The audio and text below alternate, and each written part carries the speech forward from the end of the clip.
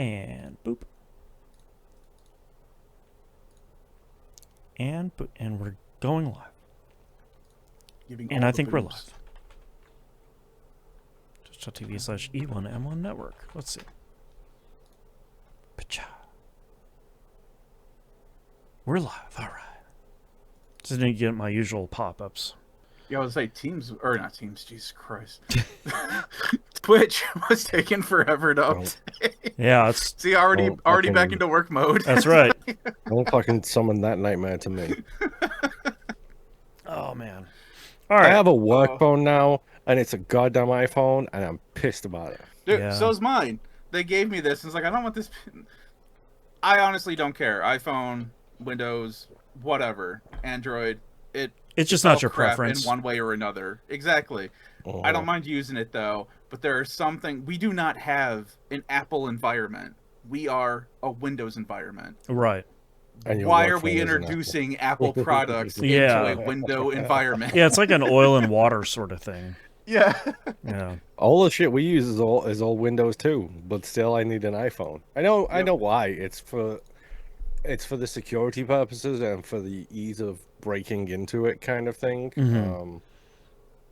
I completely understand that. We literally don't utilize any of the security features that Apple provides because it is not strong enough for what we need it for. We substitute our own security methods. Right. So it makes way more sense to be using Android or anything else, literally. But you know, there's going to be that one executive that's like, absolutely not. I cannot. That is exactly what it is. Android. Every once in a while, we get a director where it's like, can I get a Mac? And it's like, no. And you can go outside and shoot yourself for asking. I had someone, when I was working back at the college, in previous life, I had someone come in and say, well, I can only work on Linux. And I was like, okay, well, that is definitely not happening in the early 2000s on this Windows network. You can Linux yourself out this fucking door. Yeah, and they're like, well, it's part of my contract. And it's like, well, that's super cool. I didn't sign it. I don't have to support it, man. I'm sorry. I'd love to give you whatever you would like. Is unsecurable on this network. I'm sorry. I'm sure it's significantly different. I didn't say better. Different in 2026. But, at that time it was like, thinking about that now.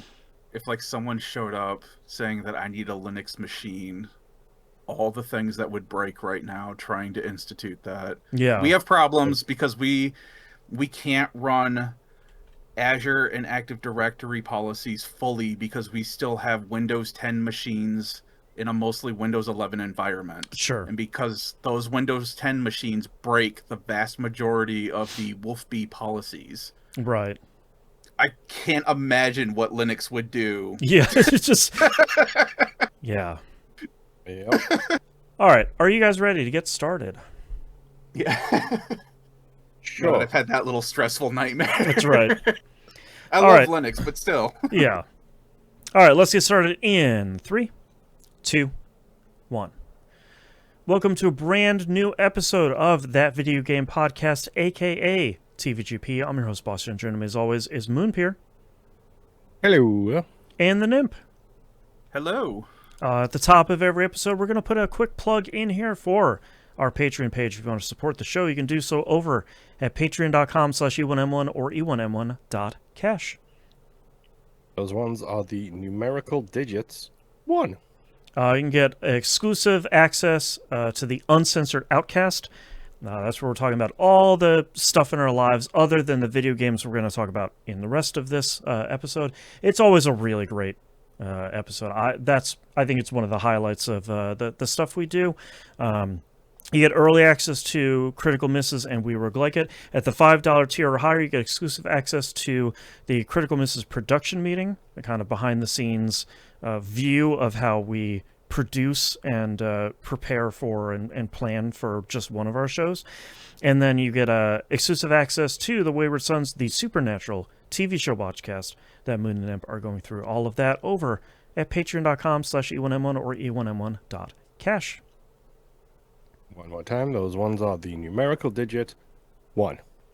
All right, Moon, what have you been playing this past week? I almost forgot. Hold on, I almost forgot. We have a brand new episode of Game Club. There we go. Out right now. We played The Legend of Zelda: A Link to the Past. I played the Super NES version of that on the show. Had a really great conversation about that. I would highly recommend it for the exceptionally challenging question Moon asked us at the end of that episode, and the really good conversation that came out of that.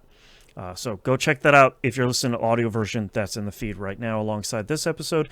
Our next game is the PS1 classic Metal Gear Solid.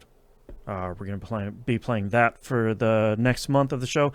I will say here the same thing I said on the episode. Specifically, the original version. We are not playing or talking about the Twin Snakes. Those are two separate versions of the game. So Twin Snakes is like a different... Twin Snakes was the original remake. Yeah, exactly. So I think most of us will probably be playing the Master Collection Volume 1 version, because it's kind of the most accessible, and it runs really well. Most readily available. Yeah, and it looks good on modern consoles and stuff. So Metal Gear Solid, the original, I'm going to be playing that. All right, Moon. That is going to be fun to listen to. Yeah, hopefully. Moon, score update and game update. What you got? I like the fact that you forgot about the score update and Game Club. Then you remember Game Club, then the score update in that order. It gets there eventually. You see how my brain's working. My score update this week is 783,875. That's 783,875. Okay. Oh man, you're getting 5 months in. Not a whole lot of progress. I was just going to give him a bunch of credit over here, but okay. He's doing way more than I am. Yeah. But I'm not going to give that to him. Like he's also not wrong. Like I've now got like what 7 months to get 200,020 gamer score. I believe in you. A lot. You just need to start telling work that you need more off time. That's right. For a so here's project. the funny thing is I've already booked a week off work at the start of August, for a thing. I have another week that I can book off. I just don't know when to book it off.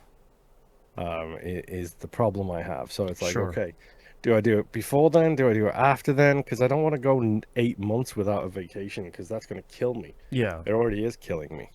But either way, we'll get there eventually. And also, I'll be honest, I blame Rob. Okay. We're going to call him out directly. I love it. Yep. And the reason I blame him is because it wasn't for him, I wouldn't be playing Arc Raiders.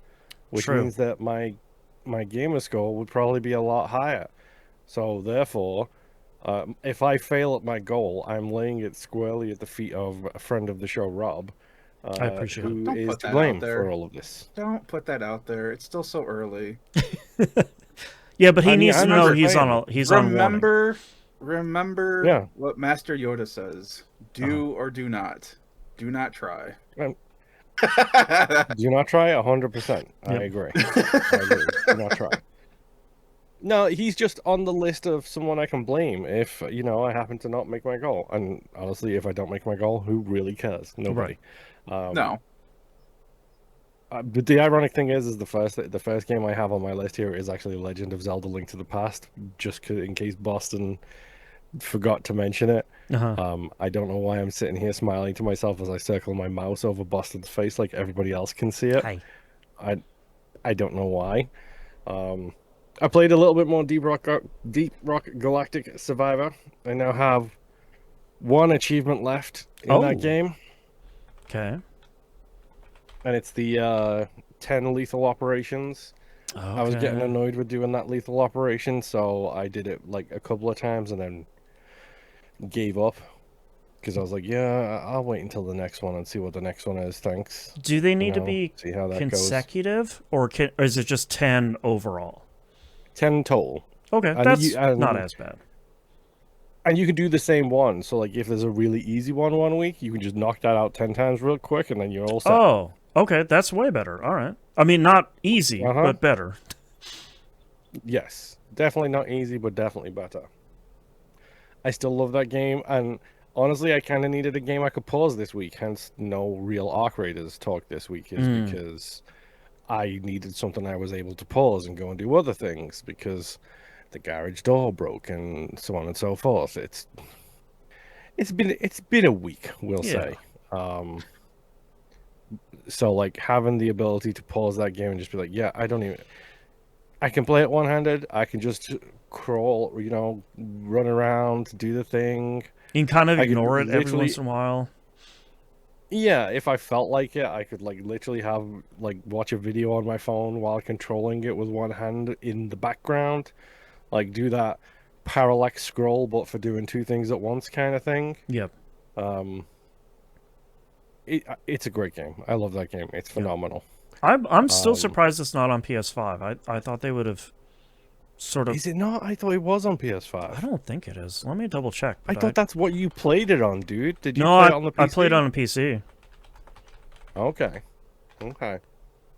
How is that not on PlayStation 5? Yeah, it's still not on PS5. Which I thought it was like, oh well, it'll have a couple months of exclusivity on Xbox platforms, and the yada yada. We're used to this at this point, but like, I think it's still on Game Pass at the moment too, so okay, I'm curious if that's part of it or yeah, not. it But might I be. don't know. I mean, that's kind of I bought the common stuff game, we run so into. I don't know it's on Game Pass because now that I've bought it, it loses the Game Pass logo next to it. Oh, that's kind of annoying. It's really funny too because I apparently also bought it on PC. Because as soon as you guys said it's not on PS5, I was also like, wait, what did I play it on? When did I play this thing? Yeah. Yep. Yep. Yep. But yeah, I played a little bit of that, and the only other thing I played this week was MLB The Show. Okay. Nice. 26 specifically. If we're going to talk about sports games, I have to be specific. True. Let me just add 26 to my game list here. So I did all of the Diamond Dynasty challenges. Okay. Which is to say, I went into Diamond Dynasty and. Do you guys have addictive personalities? No. I mean, my counselors advised me to plead the fifth. Okay. I can Pokemon quit cards, anytime I Boston? want to, Moon. I don't know. I don't even know why I was talking about this. I'm good. I'm fine. Yeah. I'm good. Yeah. I very much have an addictive personality, and I know I do. Like, I cannot help it. My brain is wired in that particular way where the dopamine rush of quote-unquote gambling and playing cards and everything else is just the kind of thing.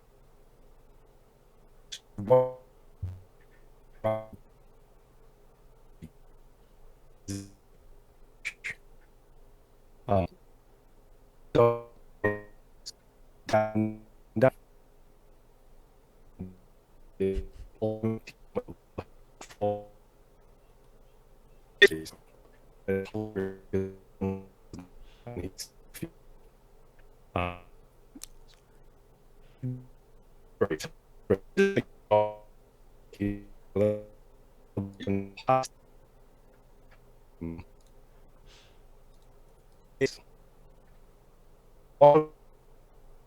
well, the cost of that whole that whole thing, like, yes, open the packs, get the packs, open the packs, like that kind of stuff. It's always right there, just tickling me, and it's like, okay, I'm gonna go in, I'm gonna get my achievements, and I'm gonna go. I'm not gonna hang around in the mode at all, because if I hang around in the mode, I know what's gonna happen. I'm gonna end up spending money that I don't have or shouldn't spend on this mode, which is just virtual baseball players who I don't even know who they are. I don't Right. even have a Is it- connection. Is it just the players, or is it like the different types of uniforms and stuff like that? Like Everything. can you get It's your everything. weed covered baseball bat from hitting so many home runs? So the funny part is like it's literally all of like to give you an idea of what's available in these things, it's every single player across all three leagues, so MLB, AAA, AA. Okay. And then on top of that, you've got every single jersey for every single team, Okay. every single stadium for every single team. You've got every single bat variant that's available, which, yes, there is a bunch of variety of bats. I have not seen a trefoil weed symbol yet. But you've got all of those in there, and it's it's part of the issue I have with it is I'm trying not to play it is because it has a collections tab, and like you can mark something as collected, which means you cannot sell that card anymore. But it's like putting it into your little binder and being like, this is mine now. This card is mine, and you can still use the card and play with that player, but that's now your card that you can't sell.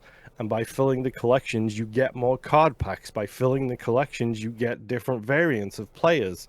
Like, hey, here's a Babe Ruth rookie for you. And Babe Ruth rookie is like, an 89 out of 100. Here's a Hall of Fame Babe Ruth who's got 99 overall because it's Babe Ruth, You want Shohei Ohtani when he first came into the league? Here is his rookie card.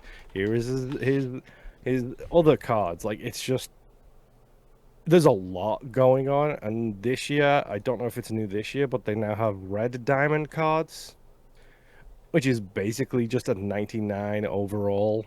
And it's like the legendary version of somebody like Albert Pujols, who I think retired this season, or he's very close to retirement. He's one of the best hitters in the game, or was. And he's got a red diamond card, which is just, it's 99. It's like everything's maxed out, and it's like, yeah, have fun, strike him out, please. Interesting. And it's just like, no. And like, I don't know if it's because I got into the game late, but I've missed out on like a bunch of moments. So I don't know. Like, last time I played this, which was like 3 years ago, there was like, oh, play these moments and get a Babe Ruth card. Play these moments and get a blank card. This year is like, play these moments. No reward for this moment. Interesting. It's like, why am I going to play the moment if you're not going to give me anything for it as someone who does not care about baseball? Right. Yeah. But either way, I am playing it. I am enjoying it. And Joe Random the Third is officially back in action. Yes. Welcome back, buddy. In this version of the game, you start in high school.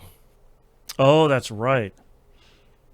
So I am now in my senior year of college. So I've not hit the majors yet. I'm not in AA, AAA, or the MLB. I am in high school. Sorry, I'm in college. I'm in my senior year. I declined to go to the draft for the first two.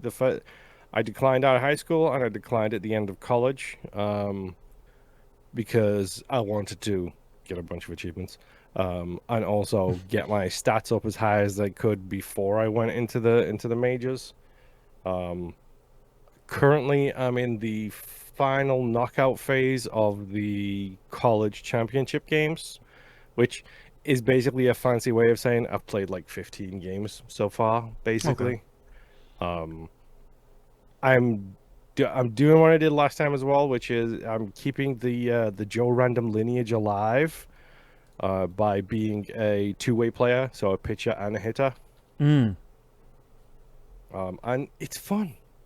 It's stupid, it's dumb, it's fun. Like, I don't even have any wooden bats yet. I'm still using metal bats because I'm in college, apparently. So in the 2 home runs I've hit, because I do have it on adaptive difficulty, the 2 home runs I've hit, it's come with a ting sound rather than that glorious crack noise. Oh, sure. So I'm just cool. Like, I cannot wait until I'm finished with college so I can finally go to like AA or AAA and be like, yes, now is my time to get the wooden bat out and just start cranking those home runs out. Yep. Spoiler alert, I won't because I'm still like overall 60. Right. But it's a fun, stupid game that like I don't really have to focus that much on. I can just like, mess around with it, and it's just a dumb fun thing to play, to be honest. Yeah. Can you break the wooden bats in the game? Yep. Okay. Nice. Yes, you can. It's funny because you can actually break them in such a way that like the bats come flying all over the infield when you break them. Yeah. It's very random physics based, which is always funny. I will say I got an achievement naturally by trying to steal home. No, not steal home, but I was dumb and I went from like first base to home base, and I shouldn't have. I should have stopped at third. So the catcher had the ball by the time I got to him, but there's a new swim move in it where you can do a fancy like stick motion while you're sliding, and my guy like did a little like sea lion like matrix like took his body away and move his arm around kind of Right. thing to get to the base, and I was like, okay, I just got that achievement naturally. Did not think that would happen, but I'm Yeah. glad it did. That's pretty good. Nice. Yeah, it's been fun. It's very brainless, and I need that right now. So like, it's been a fun time to just make terrible decisions on what I should swing at, and constantly get like ground outs because I'm not that great at the game. I just like playing it. But yeah, that's all I've been playing. Mr. Nimp, take it away. Sweet. So, Dragon's Dogma 2. I have played a little bit more of this. I am a little further along in the main story stuff. I found out that they still have the same fast travel system as the first Dragon's Dogma, which is there are certain areas that have these crystals that you can fast travel to, but you need to have, I think it's a fairy stone. And when you use these stones, they disappear. So they can be kind of hard to find. I have not found a whole lot of them. But the other method that you can use is you can pay to have a cart take you from one town to another at certain times of the day. And it's only 200 gold. It's not a whole lot. It is slow. But you can tell your character to take a nap. And that way you just wake up. So it becomes fast. Yeah. I discovered this week that your carts can be attacked. Oh, great. Because a Cyclops upended the cart that I was sleeping in, so my screen went from black to my character flying in the air with the cart landing on top of them. Incredible. And just like waking up in that fashion, I had no clue what was going on or where my character was at. Yeah. Buried under that cart. That took a lot of fight, and the thing that sucks is this is also one of those games where it has the whole day-night cycle, and you do not want to be outside in the dark at all. It is pitch black, and you have lanterns. Oh, just like real life.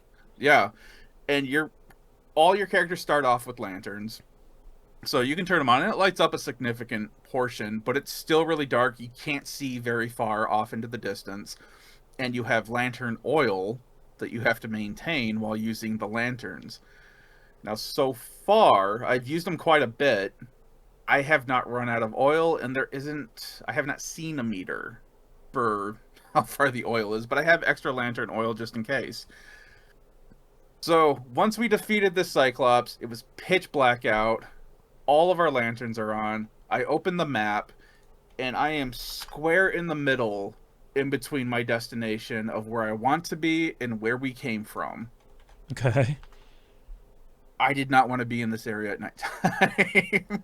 So normally what you can do, and what I have been doing, is I will traipse around with the cart. I won't be in it riding it, but they usually have like a convoy, like a group, like a couple carts, one or two maybe, but there's always like a group protecting it.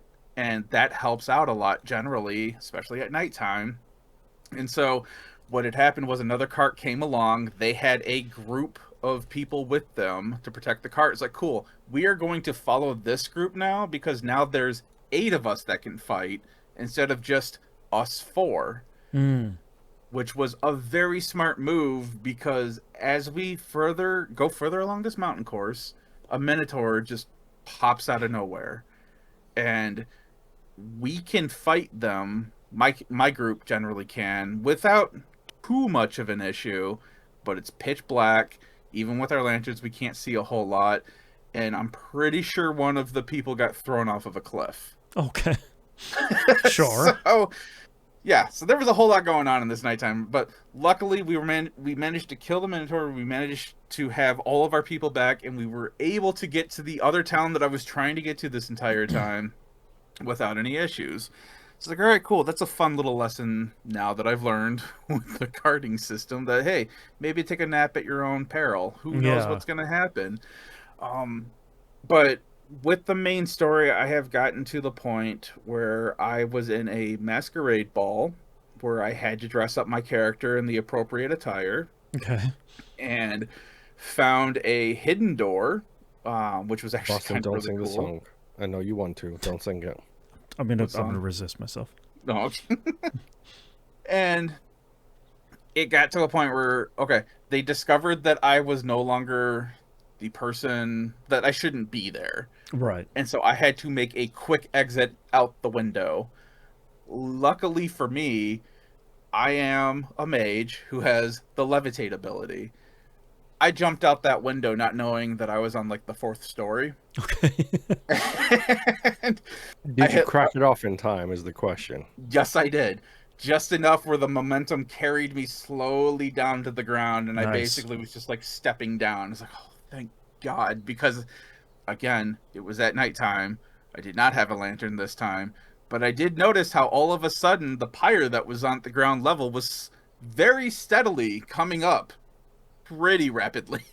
So, and then it turns into this whole thing where I jump into this next building and I'm in a brothel. Okay. And the madame of the brothel saves me from the guards finding me, because apparently she has some sort of pull. Don't know why, but cool, whatever. She tells me to, hey, hang out here for a moment. Let me go deal with these guards. She tells them to basically shoos them off. They eventually leave. She comes back. There's a whole cut scene of what's going on with the queen and everything.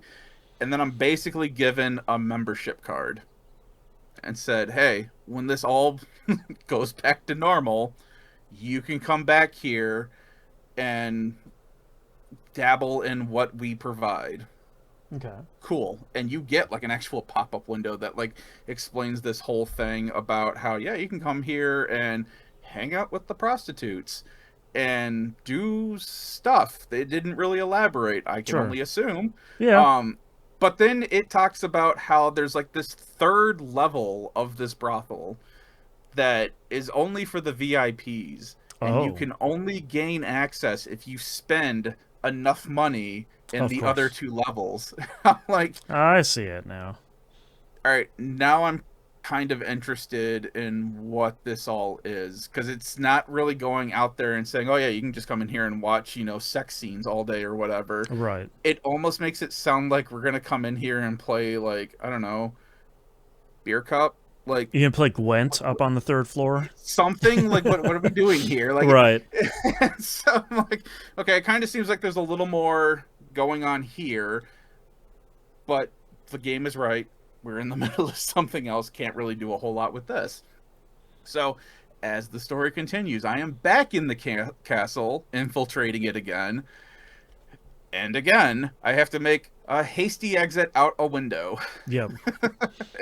This time, I did not get the chance to use my levitate ability because there was a cart underneath me. And I just kind of bounced off the cart and landed on the ground. I was like, oh, that's some cool Assassin's Creed stuff going on here. But as I round a corner, there's a guard waiting for me. And then a cutscene kicks in where all of a sudden this lady comes over, grabs me by the arm, yanks me into our dark corner, and it's my favorite madam who is saving me again. Oh, she's so for some generous. Unbeknownst reason. Exactly. And she gets the guard to go away. It's like, dang, you really do have some pull here. You either have a lot of dirt on a lot of nobles or something else is going on. Right. And one of the options that you can pick with her is like, you can either thank her or you can ask her, why do you keep helping me? Because like, at this point, your character is still unknown. You're just a common person Right. that this obviously important person keeps saving for some reason. Mm-hmm. And she just kind of just, with a little hand wave, she's like, I don't like having my motives questioned. But Fair enough. you can carry on, and I look forward to seeing you in the future. And I'm like, all of this screams suspicious. Like, Yeah, I don't 100%. know why you're risking your neck for me right now, but that is as far as I've gotten with the game. Okay. Has been very interesting, but I haven't had a whole lot of time with it, unfortunately. But like I said, when I first started Dragon's Dogma 2, I don't know what the difference is between this game and the first game, where this one does keep pulling me back in with some of the weirdness that's been happening, where it's like the first one, I keep trying, and then I just keep falling off of it for some reason. So I'm kind of the mind right now where if you are interested in trying either Dragon's Dogma game, I would almost say start with 2. Sure. For some reason, that seems to be clicking a lot more with me right now. And then you can pick up the first game regularly goes on sale for like $5 on any platform at this point in time. I don't even think you can buy the original unless you get a physical copy without it being the Dark Arisen version, which adds all of the quality of life stuff in the first game. Right. So I guess keep an eye out for that if you're going to go for physical. And it also sounds like that there's potentially going to be DLC for Dragon's Dogma 2. It sounds like possibly. That'd be great. So no one really has a whole lot of information on it, but all right, that's starting to bubble up. So yeah, Dragon's Dogma 2, very interesting. I'm going to keep going on it and see where this crazy ride takes me. So my last game is, of course, X4 Foundations. Yep. Yeah. I never would have guessed. It's not that every single time I'm at my PC, it pops up in the little corner saying the Nymph is playing X4 Foundations. We were recording yesterday, and it took every ounce of my effort to not put it live on tape. It's like, hey, Nymph just started playing X4 again. That's right. So everybody knows. So, like I said in the pre-show, this is kind of turned into my game where, like, even if I'm on my computer working on homework, it is on one of these screens just running so I can keep an eye on things. Your Space Empire never sleeps. No, and sometimes I can concentrate on homework, and sometimes I've been sitting at my desk for 3 hours playing X4 when I should have been doing homework. Yeah. It's a struggle. Moon, asking if I have an addictive personality. Sometimes. Maybe. So, this week on my grand journey of my empire, I have learned quite a bit. I moved into a new sector because it had a lot of interesting resources, and I wanted to try to start to build stations that are basically, like, if you think of like the tech tree or like the resource tree, I wanted to start building stations that were more towards the bottom of that tree, the more basic components that I need to start building into the more complicated components. Sure. So I started that in a sector called the Void. And I did not realize this for a little bit, but after I started building more ore stations in there, I would just randomly have it where, like, my mining ships would just blow up. Okay.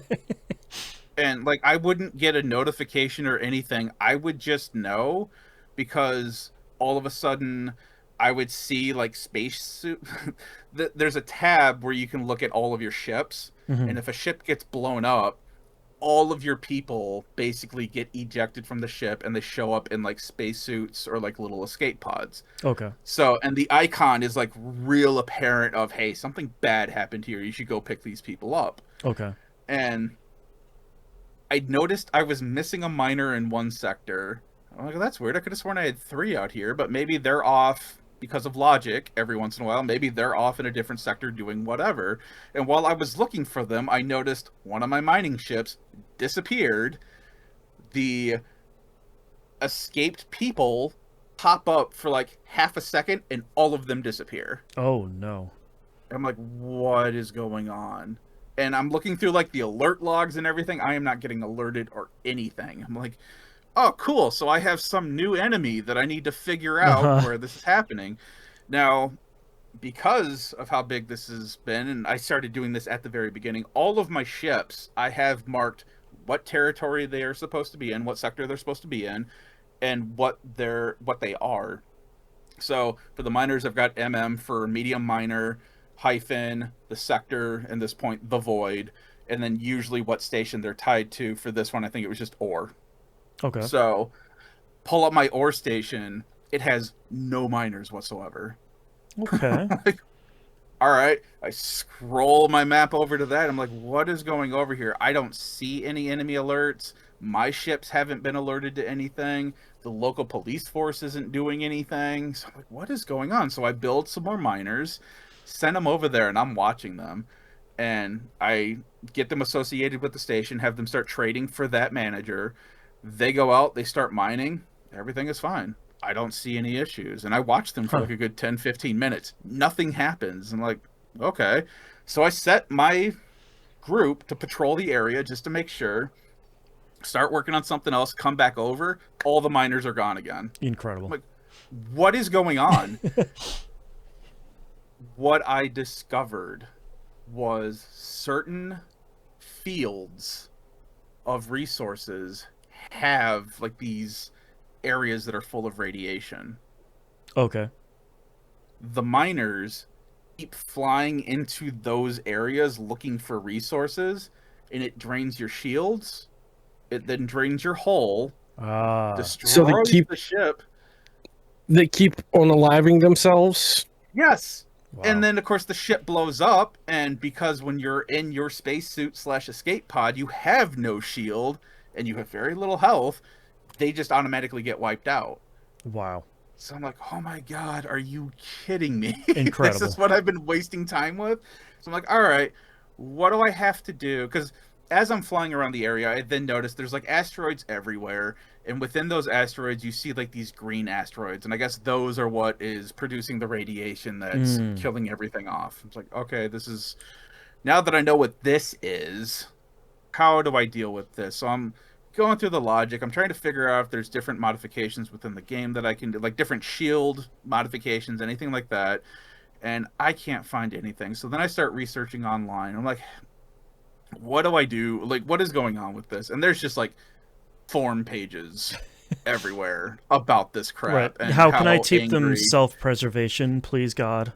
Yes, and unfortunately right now, because I guess this has been an issue since, I guess, version 6, and we're on version 8. Okay. This has been a persistent issue with them, and the only way around it is there is a fan-created mod. There's several of them out there, but there's one in particular that everyone seems to like, where basically your ships can go into those areas and your shields will deplete, but it will not deplete the hull. So Okay, sure. you still have that risk, but they're not dying because they're idiots. Right. So I'm like, all right, cool. Let me install that mod. I'll take them losing shields and being vulnerable with just their hull, as opposed to me just losing ships because they're idiots. Right. Like, that's lots and lots of money. So Yeah. I get that figured out. So I have that mod on there now. And while I'm in this area, one of the gates in the southern region of the void all of a sudden starts spewing xenon. Oh, of course. Oh my god, I don't need this right now. And it turns out that that gate leads directly into a xenon controlled sector. So now I get to use all of my time and resources to create another defense station in front of this gate. Another killing field. Yeah, and I started out small because I needed to hurry up and build this, because they're like, it's a constant stream of like ships coming through, and it's like, all right, I have that. I have my fleet there, and I can tell them, hey, protect this station while it's being built, because obviously it can't defend itself because it doesn't have anything. So my ships are out there. They're defending everything. Everything is going great until one of the massive carrier ships, comes through the gate. I'm like, oh, crap. I take one of my envoys. I take like direct control of my envoy, and I tell the rest of my fleet, only focus on all the smaller ships, only focus on smaller to medium ships. My big capital ships, you can focus on the carrier at range. Do Mm. not approach Right. the carrier. Right. That at range part is pretty important. Yeah. Which luckily that seems to be working. Everyone dispersed the way they needed to. All of my big ships are off in the distance and I can see their shots coming in. And I'm like, all right, I'm going to fly in with my little envoy medium ship and just kind of scope out what I can do with this thing.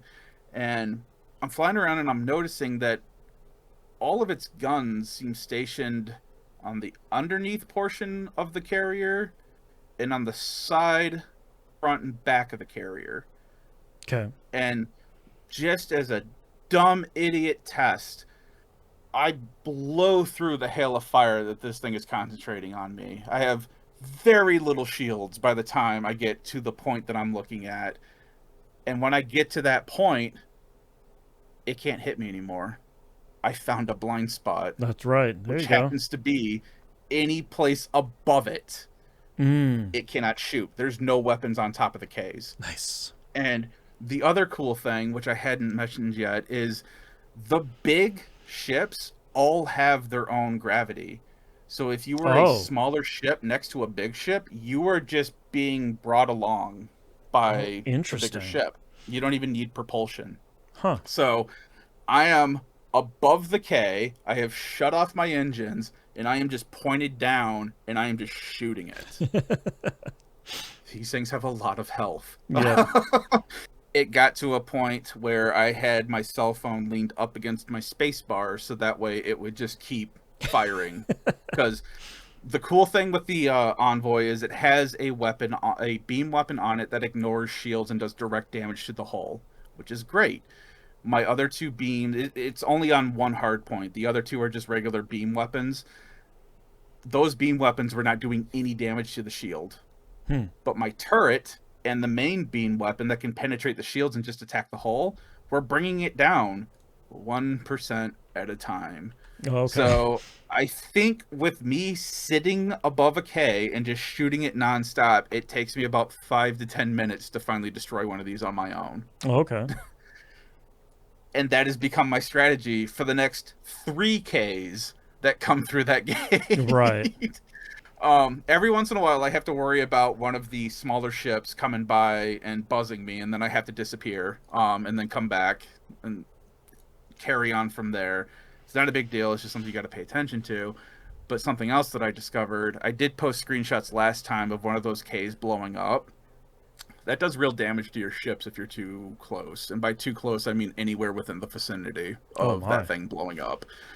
Because I rode a wave leaving that thing, and I barely had any hull after that explosion. So, but now that I've got this defense station built, it's like, sweet, I can start concentrating on other things. But then, wait, what's this? One of my allies are sending like a ton of ships into this sector randomly. That's weird. They haven't been here this entire time.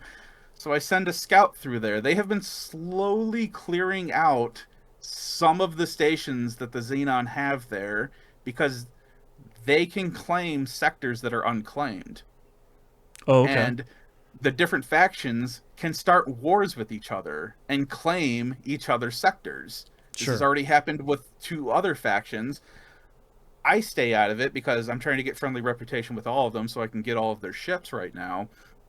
But when I had seen them, what they were doing, I was like, oh, no, you are not claiming, like, I am the reason you could now do this. Yeah. I didn't want this sector, but now I'm taking it. That's right. You can't just sneak in there, man. Yeah. So, one, I had to look up how to claim a sector, because I hadn't done this before, and this wasn't the plan. I was just trying to survive. You have to build in one of your stations. I think it's an ambassador building. Okay. And the one that I have is like these 4 large columns. Like, it's a massive building. My stations are becoming more and more closer to like Deep Space Nine by the minute, all of a sudden, like by design, not by my design, but it seems like by this Terran design. So I'm like, all right, this looks pretty cool. I plunk that thing in there, and I have my defense stations being built up on the other side of the gate. Once that building gets built, all I have to do is wipe out the rest of the Xenon, and then I claim that sector, and it's mine. Okay. The cool thing is, since this is not claimed, a claimed sector, you can just go in there and say, I claim this plot of space, and you don't have to pay a licensing fee. Okay. So I put my station right in front of that gate, and I own 20 kilometers of that space in any 3D direction in front of that gate now. What am I going to do with that? I don't know, but I own it now. That's right. So it's just we'll figure it out. It's going to be a massive defense thing, because eventually I will start fighting people. I just don't know when that's going to happen. So I need to start shoring certain things up while I'm thinking about it. But it has been it's been really cool telling my group, hey, protect this station. Meanwhile, I'm going to take my envoy here, and we're going to fly around and blow stuff up. And I've got ships flying around me that are mine, that are like blowing things up, adding fire to what I'm shooting at. Right. The station, once it comes online, the station starts coordinating with different things, and it's like you can see it starting to blast things off in the distance. I'm like, cool, I'm going to start heading in that direction to go take out whatever's happening. Meanwhile, I'm pulling up the map to be like, hey, what's going on with my antimatter station? Why isn't it producing Oh, it needs helium. Cool. Where are those miners at? Oh, they're over here mining, looking for, helium, so that way they can push it through the system. And I'm just doing so much. It is logistics the game, to the point where I'm already like, can I build a distribution center to store some components, so that way my ships don't have to fly across the sectors. They can all come to my distribution center and grab what they need and continue on to whatever stations. There you go. It's like, oh, this is the kind of crap that gets me. Yeah. That is what I'm doing. Never would have guessed. Yeah. I know, right? Meanwhile, I want nothing to do with UPS, USPS, or FedEx. So. That's right. Gotta do it yourself. I understand your pain. I'm running my version of you guys in space. The That's Planet right. Express, if you will. Right. But that's all I've really done with the game. There's a lot more in there, but it is all super in-depth. Like, even to me, nerdy stuff that I know nobody wants to hear. Yeah. So, you guys want to talk about paint schemes on certain ships and how to make my printy really pop on a carrier? That's I right. didn't think so, but That's I right. did. So but anyway, that's all I played this week. Boston, what have you been up to? All right. You'll be shocked to know what my 2 games are this week. Let's start with Stardew Valley. I need to give a big shout out to community member Jinx, who let me know. So, if you haven't played kind of current late game Stardew Valley, essentially something that was introduced in 1.5 or 1.6, I don't remember, is basically once you hit level 10 with all 5 of your main skills, you unlock an additional system called Mastery. And basically, there is a set of Mastery rewards for each one of your base skills. And as you continue to get XP past level 10 of those skills, a new bar fills up. And when you fill that bar up completely, you can then go pick one of those 5 mastery skills. And some of them are fairly straightforward. Like the fishing one, you can get golden fishing chests every once in a while, and you get an advanced iridium rod that will... The regular iridium rod, you can put 1 piece of bait and 1 bobber on it. The advanced one, you can put 1 piece of bait and 2 bobbers on it. So it's not like game-breakingly strong, but it makes a lot of the stuff in the game with fishing a lot easier, or like if you like a combo of bobbers or something is really strong. The one of the rewards for, I'm fairly sure it's combat, is it unlocks a trinket slot, and then trinkets can start dropping from monsters. And the trinket that I run with normally is the fairy. And it heals you automatically, and the higher level the fairy is, the more it heals you and the more often it heals you. It's really good. The level 5 fairy, which is the maximum level it can be, it heals you basically faster than you would ever need it to. You kind of largely don't need to bring food into the dungeon whatsoever. So it's a lot of them are really strong. Some of them aren't really that great, like the Basilisk's Paw. You just don't take debuffs anymore, which kind of not super helpful, because at the end of the game, a lot of the debuffs aren't going to bother you. The only one that does is there's one ghost that will make it so you can't eat food for, I think it's a couple of minutes, real-time minutes, not in-game minutes. But that one can be bypassed by the fairy, because the fairy will just keep healing you. So it kind of doesn't matter. There's like a magic quiver that shoots arrows at enemies, and the higher level it is, the faster it shoots and the more damage it does. There's one for freezing enemies. There's like a frog that you can have wandering behind you. It just eats low-level enemies every once in a while. So it's like, there's kind of stuff all over the place. But the one I've never really tried is the one that was recommended to me, which is the parrot. And the parrot, you would have to go look at the wiki. There's like this whole...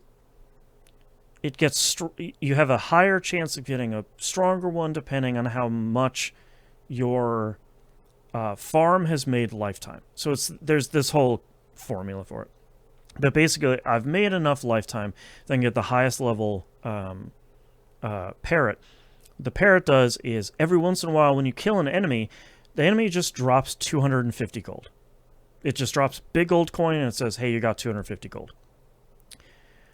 The thing is, with the highest level parrot, instead of an enemy just dropping one coin for 250 gold, it can drop like 6 or 7 of them. So you can just kill an enemy and potentially get 1,000 to 1,500 to 2,000 gold just for killing an enemy.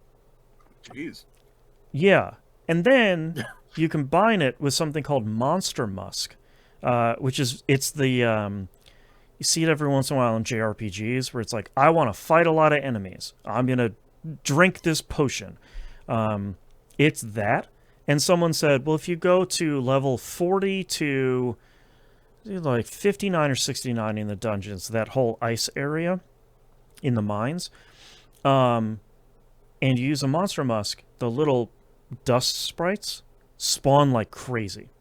And they go down in one hit, but they can still spawn a ton of these 250 gold coins, even though they're super tiny and they only take one hit.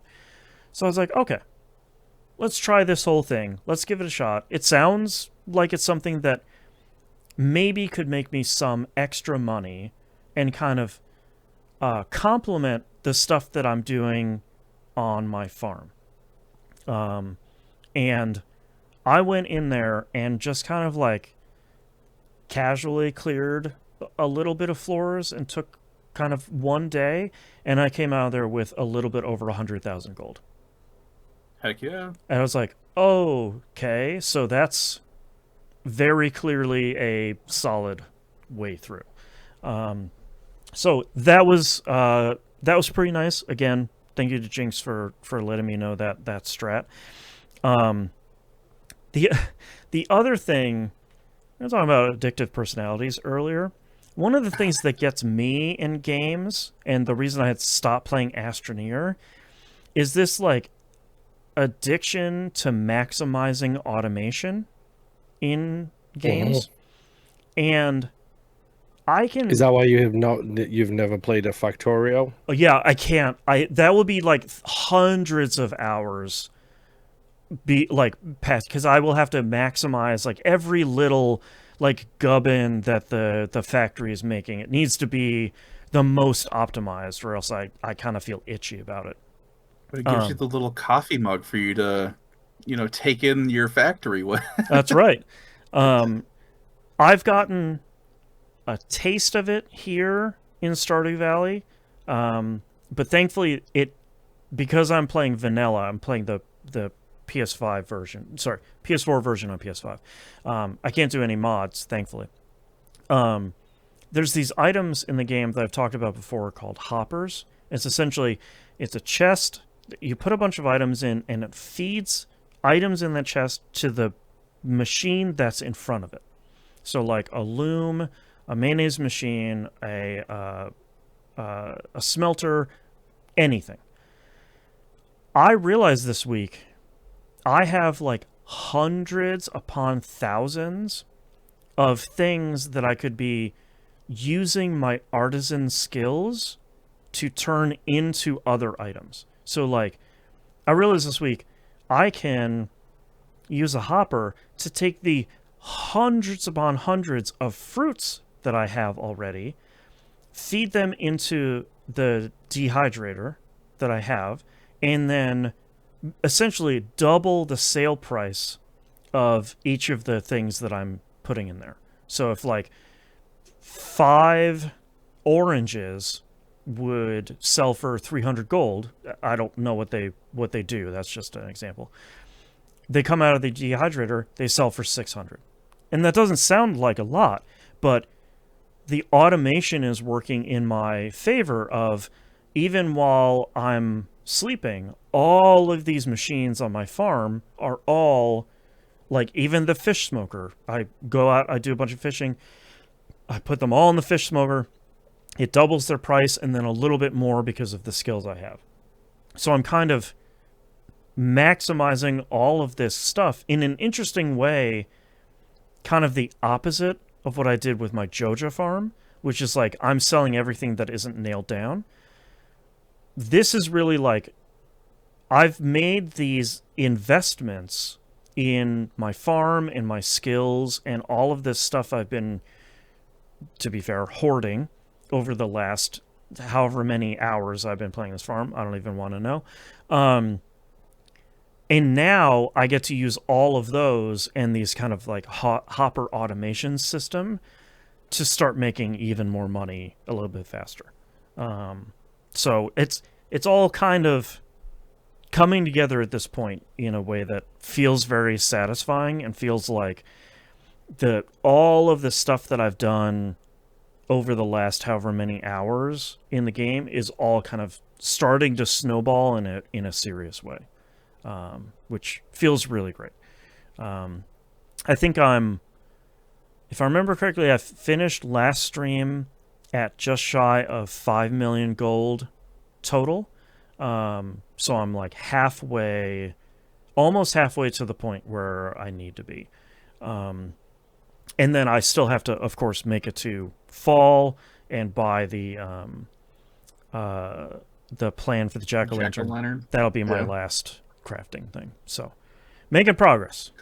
Nice. Getting closer to the platinum here. Hopefully a little bit faster now that I can kind of earn and make money throughout a lot of the different facets of the game, as opposed to just one vertical barf.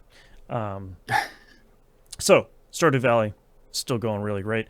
You'll be unsurprised to know that we played a bunch more marathon this week. We did get the crew together on Friday. We were able to do a couple more cryo archive runs. For anyone that isn't in marathon, that's the kind of end game map that's only available for a couple of days during the weekend. We call it the lose everything machine, or the lose everything ship. So we're just kind of seeing how long we can keep our gear on us long enough to maybe not lose everything. We did, I think it was 3 runs in there this week. One run was fine. One run, we got the jump on another enemy team of runners, and we took them out fairly cleanly. And then while we were like healing up and licking our wounds, another team did the exact same thing to us. Like jumped us from exactly the same point. And I was like, okay, well, we probably should have seen that coming, but that's kind of the name of the game, so I can't be too mad. But you found a method that obviously works. Yeah, exactly. Like I think we were in the place where we had downed that other enemy team, and I think the third team just came in and be like, look at these idiots. What do they do? We're just gonna take them out. This is easy pickings. It's like, well, you're not wrong. That's the playbook there. So that one ended, but it's one of those of like, that one felt really good, and we kind of got like taken out by our own thing, so I can't be too mad about it. And then we had one run that was really good. We ran into an enemy team of runners in an area that was separating us and our spawn area from their spawn area. And on Prox chat, they were like, "Oh yeah, we'll be with you right in a minute. Like, we just got to fight this boss real quick." And if I understood the area correctly, they could only open up that. It's like a big red like gate from their side. So it's basically like, okay, cool. And then after they take out the boss, we're on our side doing the Crouch of Friendship, and they're on their side doing the Crouch of Friendship as well. I was like, okay, cool. Like this, if you guys open your gate, that will allow us to get to an additional part of the ship, and that can allow us to press on a little bit further.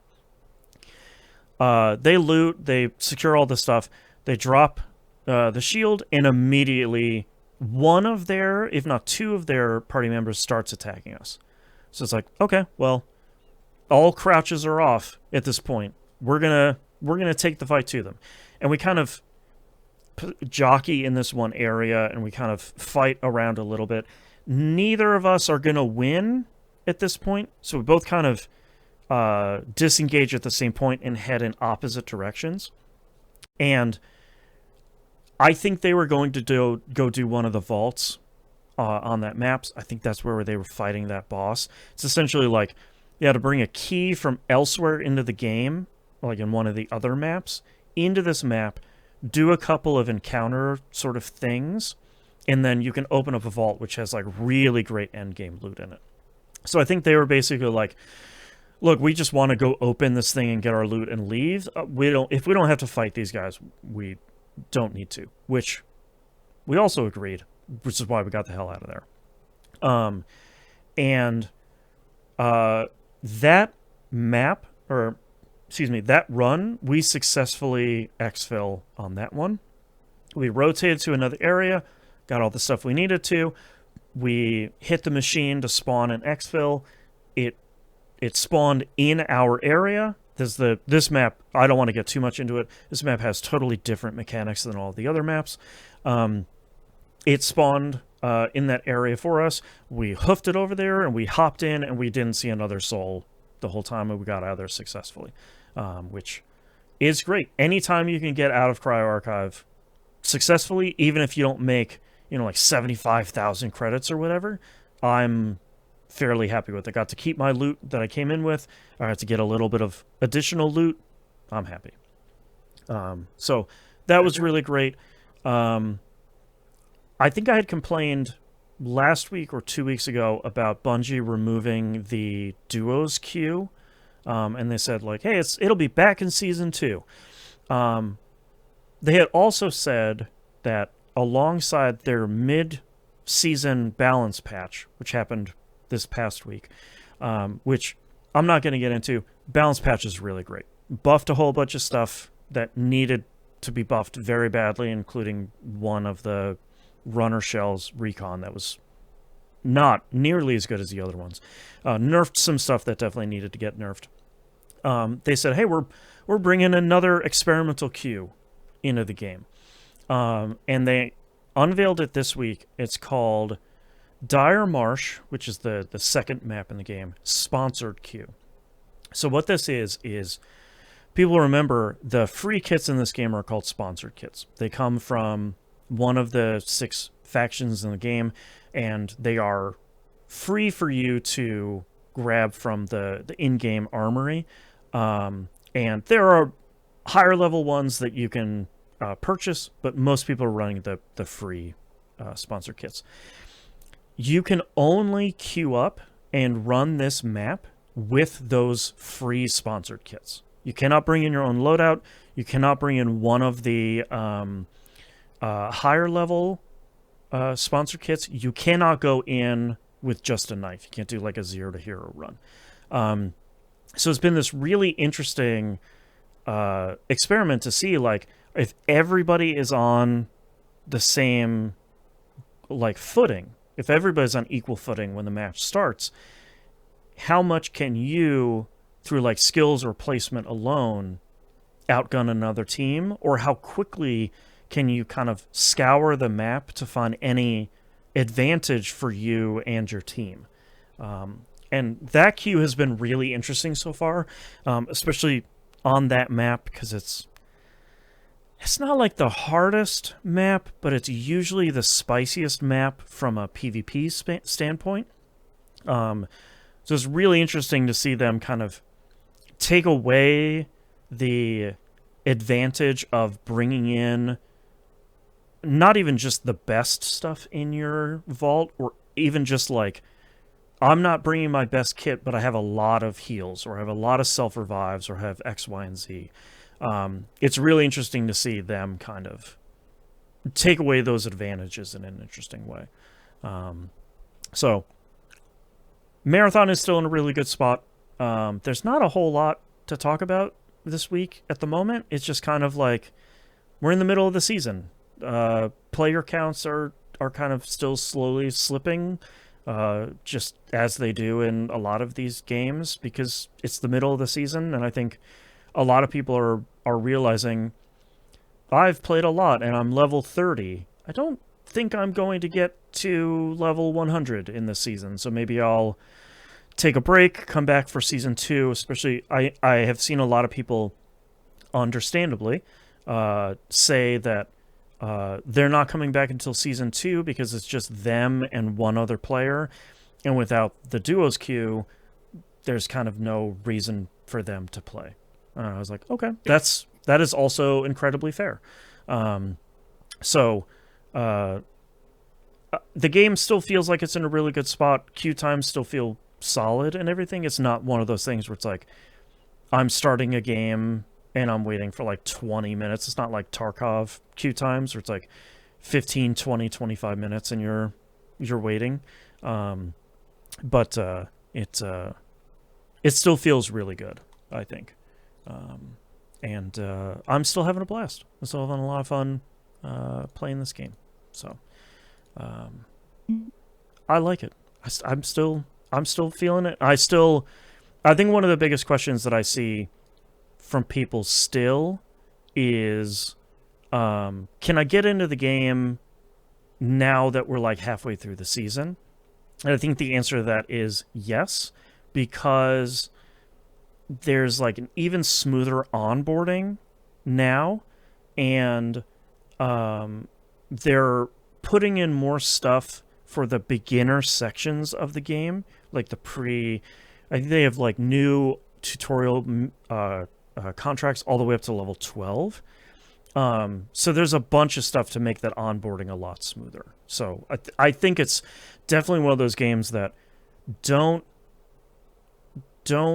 think that just because we're halfway through the season, you're only going to get matched against level 400 sweats or whatever. There should still be a really smooth way for you to start playing this game. So, how many more weeks do you have left for the season? We're halfway, so it's 6 or 7 weeks left, I think. So it's like a 3-month season, and then you'll do a reset, and it'll be 3 months after that. Okay. So, cool. And they accelerated the reputation and XP gain for solos as well. In either the mid-season patch or the one before that, and that feels way better too. So if you're like playing as a rook or you're playing as a solo, that whole system feels really good. And they also, I don't want to get into it, they started this new system called Carry, which is like a mid-season catch-up system that seems to work really well as well. So there's a bunch of systems that they just introduced that I think are all really good. Okay, that's all I'm playing this week. Let's get into the releases here real quick because my internet keeps dying, and I just want to get done with this episode before it dies again. Let's talk about the releases for the week of April 20th, 2026. Vampire Crawlers, the Turbo Wildcard from Vampire Survivors. Yes, that's actually the entire title. Comes out PS5, Series Console, Switch, and PC. This is Game Pass day and date, I believe, on both consoles and PC. No, I don't know which version of Game Pass that is. I don't care about which tiers of Game Pass or PS Plus anymore because they just don't make any sense. If it's a day one, then it's premium. Okay. Or ultimate or whatever it is. It's the top one. There you go. If you haven't seen this, this is the first-person dungeon crawler Vampire Survivors spin-off.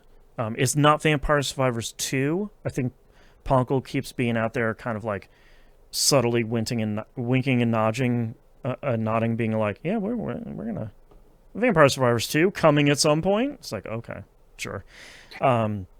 But this is like a first-person dungeon crawling, deck building roguelite. And it looks fairly cool. I think a lot of the people that have played the demo have really liked this. And it's going to be an anticipated release no matter what because of Vampire Survivors. So I think this seems pretty cool. We'll have to see where reviews land on this one overall. But that's coming out this week. Next up is a game I hadn't heard of until today called Tides of Tomorrow. This comes out on PS5, Series Consoles, and PC. This is a really wild game. It's on the surface, it seems like your fairly standard like first-person adventure, kind of like Telltale style. This person will remember that kind of adventure game, and then they start showing you that it's a multiplayer game. As in, other people playing this game you can like see their decisions in real time, and it seems like at some point you can also see their consequences in real time too. And I think part of those consequences might also potentially affect the game and the story that you're playing, which is really wild on paper. I'm deathly curious to see how this plays out in reality. I would hope that there would be some sort of like griefing protection or something of like, I'm just going to go through this game and make it miserable for everybody. I'm hoping that's not the case, but this is kind of a wild idea of this like first-person narrative multiplayer sort of thing. So it sounds a little crazy. Yeah, in a way that like I think it could potentially pay off in a really interesting way if all of the systems come together really nicely. I could see this telling some cool stories. But when I hear this multiplayer, I'm sort of like, oh, okay. That's not like a day one for me, but I could be interested in keeping an eye out on that, and hopefully the whole thing works? ? So, seems interesting. Tides of Tomorrow coming out this week. Also coming out this week, Kiln. Double Fine's new game coming out PS5, Series Consoles, and PC. Game Pass day and date. Obviously, if you don't remember, that's a Microsoft studio. This is their pottery-based multiplayer arena battling thing where you fashion your own pottery and it gets skills and abilities based on the type of pottery you craft. And then you try to extinguish the other team's kiln by filling up your pottery with water and dumping it in the other kiln. Are either of you guys gonna check this out? No, but it seems interesting though. Yeah, it looks cool. Yeah, it looks interesting, but I doubt I will have the time, effort, or desire to really play it. Yeah, I find myself in a way that's admittedly kind of unfair, kind of bummed about this game, because I come to Double Fine games typically for this kind of like awkward and weird complementary like single player stuff from them a lot, or puzzle stuff. So for them to make a multiplayer like arena sort of thing feels kind of a bummer in a way that I recognize is not entirely fair, because like I want studios like this to kind of make whatever they want and like really throw it against the wall and see what sticks. But like, I don't know, it just kind of, seeing this to me is kind of like, okay, well this isn't a game for me, and I'm kind of bummed about that from this studio, which again, not fair, but you know, I do hope it does really well, because I feel like, oh my gosh, what was their last game? The Lighthouse one. That game did really well for them, sort of critically and player numbers wise. So I hope that they continue to do super well here. Next game here, a game I've been keeping an eye on for a really long time, called Snap and Grab. It's coming out on PC. Under the trailer says episode 1 coming this week. I didn't know this was an episodic thing, but I'm not entirely sure what's going on here. Anyways, this is the game that you might have seen at Day of the Devs a while ago, where it's the heist planning game. Like, you're going into an area and you're taking a bunch of pictures for like where the thing you're trying to steal is, all the security systems and things like that, and then you're making a plan based on all of the intel and the pictures you've gathered, and then you're kind of going out, and I don't believe you actually play the heist based on a lot of the original footage. You just kind of get snapshots of, here's how the heist that you planned went. And I think so that's... It turns into the movie theme of, like, what is it, Ocean's whichever number? Exactly. Where it's like they walk through the heist and that's what you're doing. Yeah, like, and I think that's such a cool idea, because, like, yeah, we've played a bunch of these, you know, it's a sneaking mission, Colonel, you know, like that sort of thing. And I like the idea of, I'm just the planner. I'm going to send the right person out to go do the actual thing, but I'm the one, like, taking the pictures and planning and getting the blueprints and stuff. I think that's a super cool idea for this game. So, Snap and Grab coming out this week. Episode 1. It says here in the trailer. Lastly here, we have Drop Duchy comes out to consoles. Unfortunately, not Xbox yet. PS5 and Switch.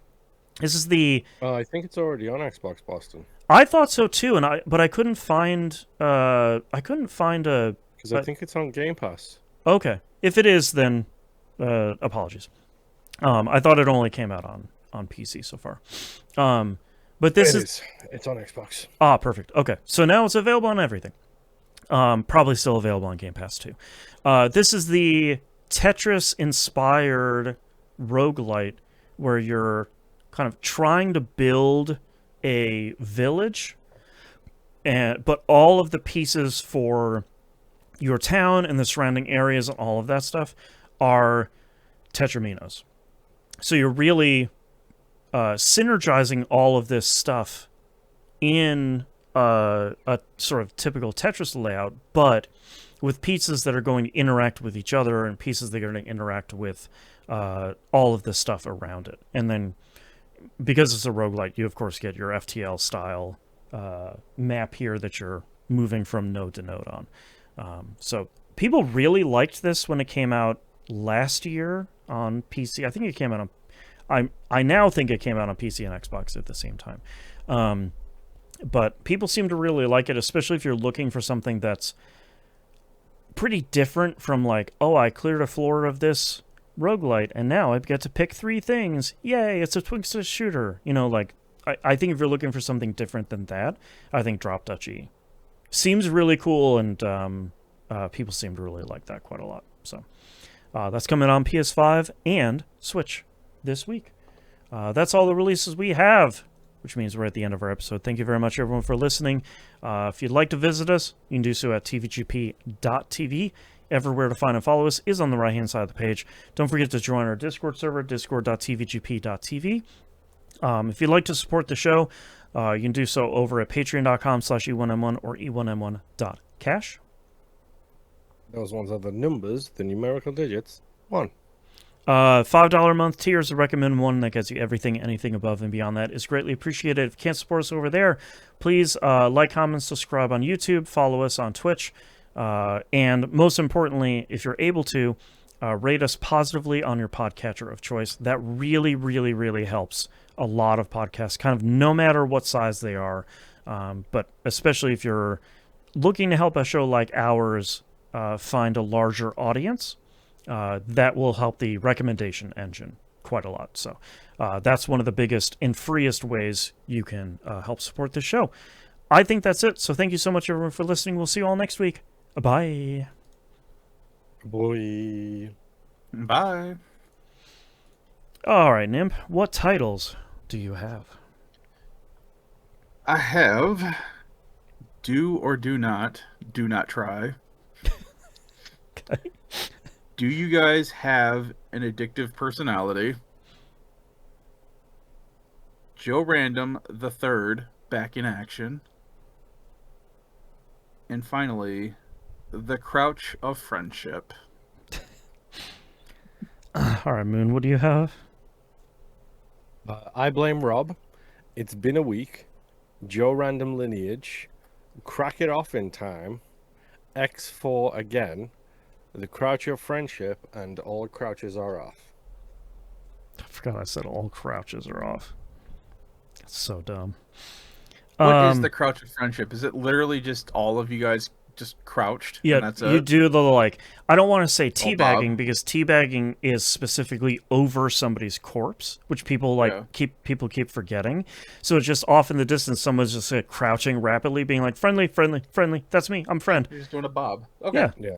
Yeah. One of those in Ark is the flashlight flash. Exactly. Constantly flashlight at somebody. Yeah, it's very much at a distance, just saying like, I'm cool. Are you cool? If everybody crouches rapidly, it's like, all right, we're all cool here. Thanks.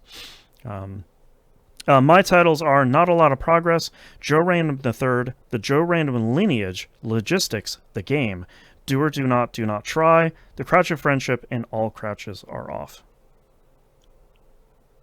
I feel like it has to be between Crouch of Friendship and maybe the Joe Random Lineage.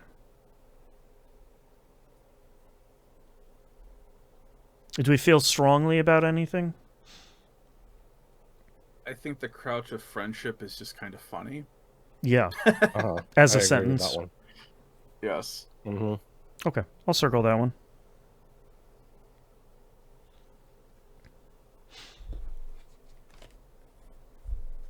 And I am ready.